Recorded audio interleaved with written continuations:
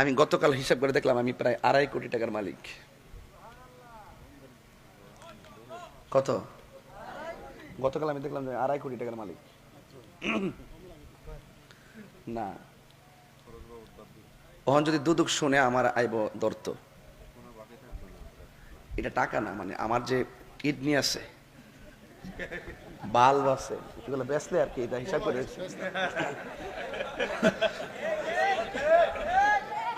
মানে শরীরের যে পার্টস আছে, আমি কই ক্যারেরা কই, শরীরে যে পার্টস আছে, চোখ আছে, মগজ আছে, সব মিলাইছি, একটা জিনিস মিলাইতে পারছি না। এটার দাম মনে মনে ধরছি আর কি, 2.5 কোটি নিম্নে আর কি। আমার যে আল্লাহ পার্স দিয়ে হারা করে রাখছে এই পর্যন্ত। একটা কিডনি গেলে কি তোর অরিজিনাল তো পাওয়া যাওই না, পয়েন্ট তো মিলিয়ে না, মাদ্রাজ মুদ্রাজ ঘুরেও কোনো খবর থাকে না। গতকাল দেখছি এক রোগী ঢুকছে, আমার এক পরিচিত, আমার ভক্ত দীপুর আম্মা, ডায়ালিসিস করাইতেছে, আইসিইউতে ঢুকাই রাখছে, অবস্থা ভয়াবহ, খুব কঠিন অবস্থা।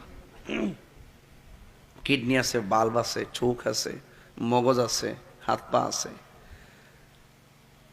এগুলোর হিসাব মিলে লাস্টে একটা হিসাব মিলে তেমন পারছি না। এটা হইলো মগজের উপরে যে সারাটা নিচে যে মগজটার যে বাইন্ডিং দিছে রক দিয়া, এই রক গুলা নাকি কয়েক বিলিয়ন কিলোমিটার,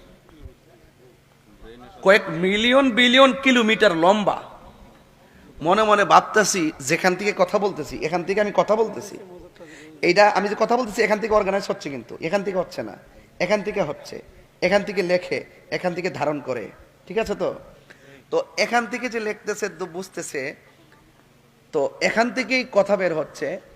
ওই যে কারেন্টের তার দেখেন, এখান থেকে এখানে আসছে, হিসাব মিলে দেখেন কত টাকার গজ হইব। আর এই তার যে সার্কুলেশন দিয়ে আমাকে বাইন্ডিংটা করছে, এটা কত বিলিয়ন বিলিয়ন, কত কিলোমিটার লম্বা।